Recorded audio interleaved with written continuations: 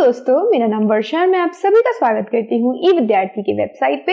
तो चलिए शुरू करते हैं हमारा अगला टॉपिक, जिसका नाम है पल्लव, चालुक्य और पुलकेशिन द्वितीय।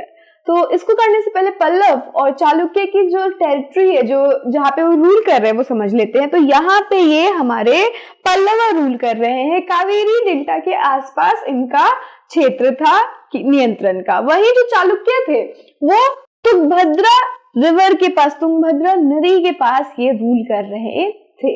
तो कावेरी आपको पता होगा कि सबसे ज्यादा फर्टाइल डेल्टा थी साउथ इंडिया की, ठीक है। तो अगर ऐसे देखा जाए तो पल्लवा डायनेस्टी है, हमारे जो पल्लव साम्राज्य है, वहां वो ज्यादा शक्तिशाली और धनवान होने चाहिए, है ना। लेकिन यहाँ पे आप कुछ हेर फेर देखने वाले हो। क्या देखोगे? चलो शुरू करते हैं इसको, फिर जानोगे। तो आज से करीब 14 साल पहले पल्लव और चालुक्य दक्षिण भारत के सबसे महत्वपूर्ण राजवंश थे, ठीक है। ये राजा बन गए अब, ठीक है। पहले हमने चेरा, चोला और हमारे दूसरे पंड्या को देखा था, और उनके बाद ये जो लोग थे वो ज्यादा पावरफुल यानी शक्तिशाली हो गए। अब पल्लवा जो थे हमारे, जो कि कावेरी डेल्टा के पास थे, उनकी राजधानी कांचीपुरम, इनकी जो राजधानी है यहाँ पे, और कावेरी डेल्टा के आसपास है। ये कांचीपुरम है हमारा, जो कि इनकी राजधानी है, और इस कावेरी रिवर है, इसके आसपास के इलाकों में ये राज्य करते थे, शासन करते थे।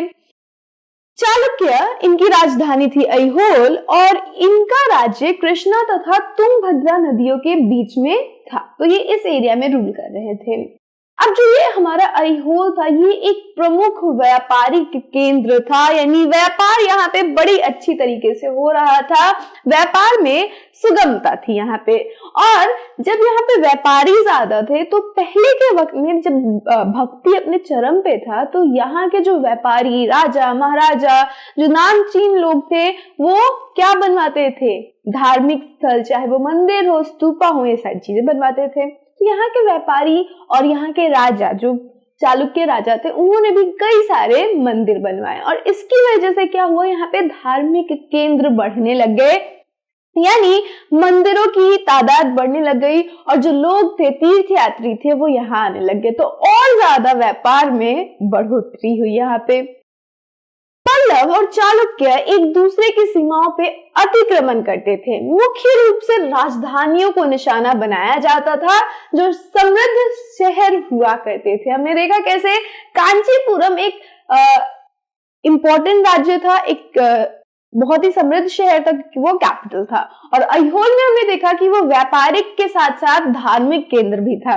तो दोनों ही जो कैपिटल्स थे, हमारे राजधानियां थी, वो समृद्ध शहर हुआ करती थी। और ये राजा क्या करते थे? राजधानियों पे सीधा आक्रमण कर दिया करते थे। इंक्रोचमेंट जिसको कहते हैं, किसी की टेरिटरी में फोर्सफुली घुस जाना, यानी बिना किसी परमिशन के घुसना, और उनके ऊपर क्या करते थे? वो लूट लेते थे, अत्याचार करते थे, सब कुछ लूट लूट के अपने घर पे आ जाते थे और कहते थे हम तो माला माल हो गए। और इस वजह से जो इनके बीच की शत्रुता थी, जो इनके बीच की नाराजगी थी, वो बढ़ती जा रही थी। फिर आए हमारे पुलकेशिन द्वितीय। इनकी वजह से क्या हुआ, ये जो बार बार अतिक्रमण था, ये रुकने लग गया। ये बहुत ही प्रसिद्ध राजा थे चालुक्य के, ठीक है। तो ये सबसे प्रसिद्ध चालुक्य राजा थे। इसके बारे में उसके दरबारी रवि कीर्ति द्वारा रचित प्रशस्ति से पता चला। तो पुलकेशिन के बारे में हमें कहां से पता चलेगा? रवि कीर्ति के प्रशस्ति से। प्रशस्ति में उसकी 4 पीढ़ियों के बारे में बताया गया है। तो हमारे जो पुलकेशिन है, उनकी प्रशस्ति में इनकी 4 पीढ़ियों के बारे में बताया गया है कि इनके दादा क्या करते थे, दादा के जो पिताजी थे वो क्या करते थे, और इनके खुद के पिताजी क्या करते थे। एक और बात, पुलकेशिन द्वितीय को यह राज्य अपने चाचा से मिला था, इनके पिता से नहीं। ऐसे हम लोग नॉर्मली क्या देखते हैं, अगर पिता राजा है तो उनका बेटा भी राजा बनता था, लेकिन इनको जो राज्य था वो इनके चाचा के द्वारा मिला था, यानी चाचा रूल कर रहे थे इस साम्राज्य, चालुक्य साम्राज्य पे, और उन्होंने पुलकेशिन को अपना राजा उत्तराधिकारी घोषित किया था। आगे देखते हैं। रवि कीर्ति के अनुसार उन्होंने पूर्व तथा पश्चिम दोनों समुद्री इलाकों में अपने अभियान चलाए। इसके अतिरिक्त उन्होंने हर्ष को भी आगे बढ़ने से रोका, पल्लवों को भी पराजित किया। तो ये जो हमारे रवि कीर्ति साहब थे, ये बड़े ही ज्यादा मजाकिया तौर के इंसान थे। उन्होंने बड़े मजाकिया तौर में ये कहा, जो हमारे हर्ष है, हर्ष आपको पता होगा हर्ष का मतलब क्या होता है, खुशी। इन्होंने ये कह दिया कि जब हर्षवर्धन ने हमारे पुलकेशिन के साथ लड़ाई लड़ी तो उनकी जिंदगी में कोई हर्ष नहीं बचा रहा। तो यहाँ पे उन्होंने तंज कसा एक तरीके से हर्षवर्धन के ऊपर, और साथ ही साथ पल्लवों के लिए ये कहा कि जब पुलकेशिन ने पल्लवों को हराया तो उसका राजा कांचीपुरम के दीवार के पीछे जाके छुप गया। तो इस तरीके की हास्यपद चीजें उन्होंने अपने शत्रु राजाओं के लिए लिखी थी, और इसी वजह से इनकी जो प्रशस्ति है वो कई लोग पढ़ना पसंद करते, क्योंकि देखो अब जहां पे मनोरंजन होगा वहीं पे पढ़ने वाले लोग भी जाएंगे, है ना। आगे देखो, पल्लवों और चालुक्यों को अंततः राष्ट्रकूट तथा चोल वंशों ने समाप्त कर दिया।